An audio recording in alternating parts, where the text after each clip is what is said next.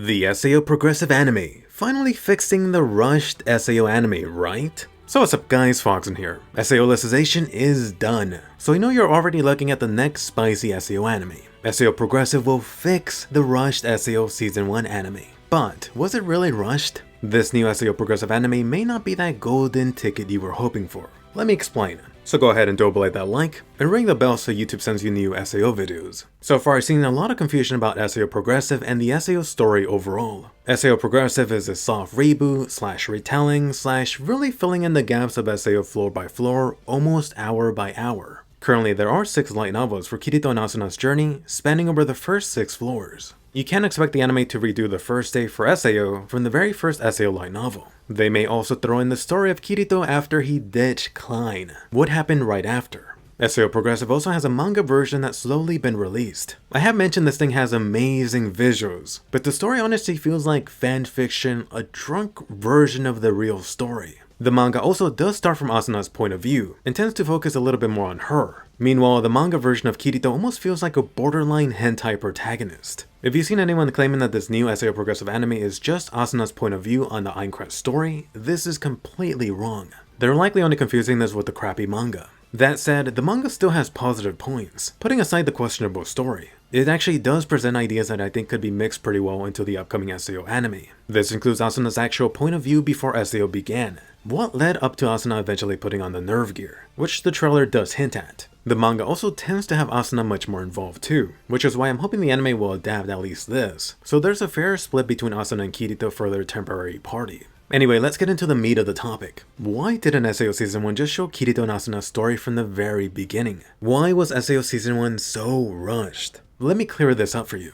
The SAO Season 1 anime debuted in summer season of 2012. It lasted until the end of the same year. The anime covered the first 4 light novels of SAO, plus a side story. This included the Aincrad and Fairy Dance arc. I do very much agree that the SAO Season 1 anime was rushed, especially anything involving the death game. The first episode presented the idea of being trapped in a VR MMO game. All of a sudden, dying meant a one-way trip to the graveyard. Everyone fell in love with the idea, although not necessarily the SAO story that unfolded. Why didn't the anime just go floor by floor? The answer is that they simply could not. The first SAO Progressive light novel was actually released in October 2012, after the anime started. Keep in mind the first Progressive light novel only covers the first 2 floors in SAO. At the time it was released, the SAO anime would have been around halfway through. After the first one, Reki kept releasing 1 light novel per year. Then there was a big gap with light novel 5 and 6 released in 2018.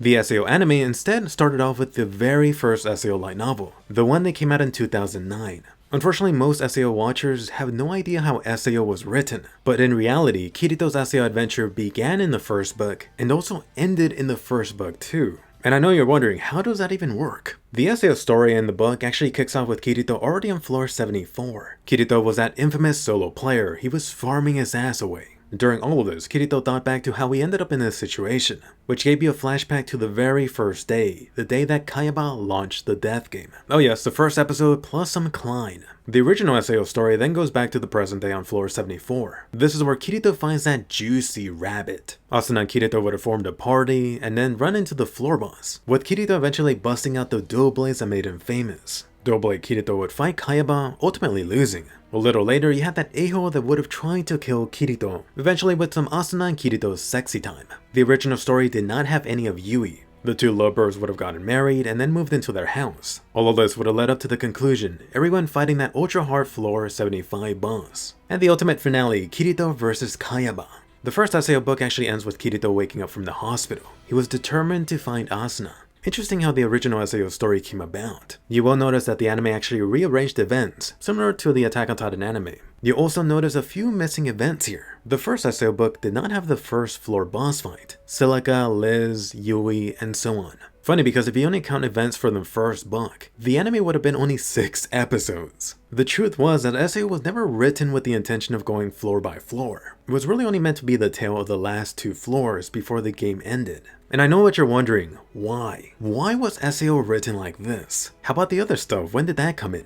Let's go ahead and have a fun SAO history lesson. Turning back the clock like Papa Bercoli. Year 2001. A young Reki got the inspiration for SAO, so he began writing. Asuna and Kirito were born. His goal was to finish the short story in time for the 9th Dengeki Game Novel Prize. The deadline was quickly approaching in 2002. The only problem? Reki was way over the word limit. He claimed that he couldn't cut it down, so he said screw it. Poor Reki, all the work he did and he couldn't even submit it. Fortunately, Reki didn't let it go to waste. He uploaded the SAO story online for people to freely read. Fortunately, the fans reading SAO actually gave Reki a lot of positive feedback. This actually gave Reki motivation to keep on writing more SAO. In the coming years, he had more sequels and side stories being written. Some of these side stories included the one with Sachi, Silica, Liz, and Yui. These side stories were meant to feature the lives of average players not on the front lines. These stories got bundled and released as the second SAO light novel. One of the SAO sequels included the Fairy Dance arc, which was light novel number 3 and 4. And I know over the years this has gotten so much hate, yet I do like it. Another sequel included the GGO arc. This was Shinon's story in light novel 5 and 6. Then perhaps my ultimate favorite, SAO light novel 7, which was Yuki's Tale. SAO light novel 8 was yet another bundle of side stories. One of the stories included Kirito right after he ditched Klein. Perhaps it was karma, since this asshole beta player tried to get Kirito killed by monsters. Unfortunately, this never made it into the anime. In fact, this whole experience didn't even get referenced in SAO Alicization. Next story, The Murder Mystery. In the anime, this was 2 episodes, although the anime greatly cut and changed up some of the stuff. For example, Asuna and Kirito never met up with Kayaba. It would have been really nice to see him early on. Next story, Caliber, which got adapted in SAO Season 2. I enjoyed the story for what it was, but it feels like this story gets as much hate as the Fairy Dance arc. Ironically, the more interesting parts from it didn't even make it into the anime. Then you got SAO Alicization, Kirito's adventure into the Underworld, arguably the best SAO arc for most fans. This got completed before the first SAO light novel even got published. Now we're getting into the fun parts. How exactly did SAO get released? How did it go from web novel to light novel format? You really do have to thank the SAO goddesses for this one. Reki was persistent. Once again in 2008, Reki applied for the 15 Dengeki Game Novel Prize. It wasn't SAO, but World that ended up winning. You may have heard about this little title. After winning, his editor Kazuma Miki read over his pet project titled SAO. Miki was then the one that encouraged Reki to publish SAO 2, which means a huge thank you to Miki. SAO went on to get published in 2009, and the rest was SAO history. You should know that Reki has released many more side stories after the original SAO story. Some of these were published as Material Edition books, sold in fan events here in Japan. This included Sugary Days, which focused on Kirito and Asuna's fun time after they got married. Some side stories have also been bundled with the SAO Blu-ray release. For example, Sister's Prey, which is like a prequel to Yuki and her sister. There's also Hopeful Chant. This Eiji and Yuna prequel got given out in the theaters for the SAO movie screening. Some of these side stories have been bundled and released in the recent SAO Light Novel 22. This included the Yuki prequel and Rainbow Bridge, which is actually a sequel to the extra episode showing how Asuna got her legendary wand weapon. You should also know that SAO arcs post-Aincrad have also served to fill in some of the gaps and details from their time in the floating castle. For example, have you ever been curious about how Kirito got his black sword? SAO Alicization revealed early on that he actually got it from the level 50 boss. So going back to the original question, was SAO rushed? Without a doubt it was, yes, but not for the reasons that most SAO fans seem to think. A lot of you understandably didn't like the time skips, yet there wasn't much material to actually fill in the gaps. The SAO story was not written as this death game meant to go floor by floor. Reki introduced Kirito and Asuna and then ended their story in the same book. Still, the SAO anime was rushed. The beta player trying to get Kirito killed was removed, and a lot of the side stories were cut down. The story for Liz and Silica could have easily been 50% longer or more. Then for Kirito getting Sachi and his first girl killed. Honestly, this should have been a full 2 episodes. The anime not only should have adapted it fully, but also expanded on it. I do feel like abridging this has hurt the anime story in the long run, especially with Kirito's latest mental struggle in SAO Alicization. In hindsight, it might have been the best idea to try to have expanded the Aincrad arc into 20 to 24 episodes from the available material at the time. Although was this actually realistically possible? You gotta think back to the release of the SAO anime back in 2012. This meant A1 Pictures would have started working on this anime in 2010 or 2011 at the latest. During this time, anime based on light novels were still fairly rare and infrequent. You could see how this SAO anime would have been just another project for the studio, a one and done job. I mean, think about it, even in the recent years, there's been so much light novel anime that's been butchered. Unfortunately, it's the norm. Arifureta says hi. Or in general, rushed anime adaptations. God of High School says what's up. After the SAO anime, you can be sure that Reki and A1 Pictures were surprised at the explosion in popularity for SAO. If they knew in hindsight how big it was gonna get, SAO Season 1 might have been done differently. Honestly, I am beyond the moon with the SAO Progressive Anime announcement. I know this definitely got a lot of fans and even former fans hyped too.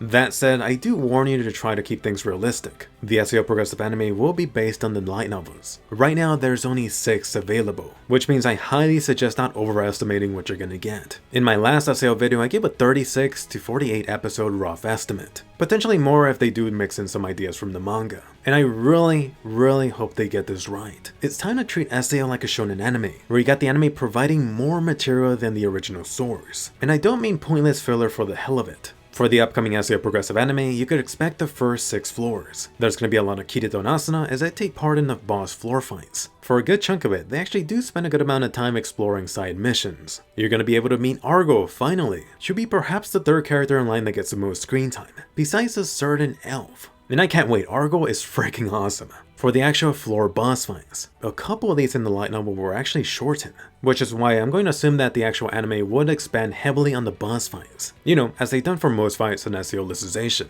So let me know, what do you want to see from Asuna and Kirito? Which floor or scene do you want to know more about from SAO? And by the way, a huge thank you to Bookwalker. I really can't recommend SAO Progressive enough, especially for any Asuna and Kirito fan. I almost want to say I'm enjoying it more than SAO Alicization. Just go ahead and use my code Foxen to get $5 off. Anyway, fun little bonus. Besides the 2 main characters, which SAO character do you want to see more of in this new anime? Share that down below. Don't forget to subscribe so you don't miss any future video, including SAO ones. My jam-packed SAO Season 3 review is coming up, and I'll see you guys later.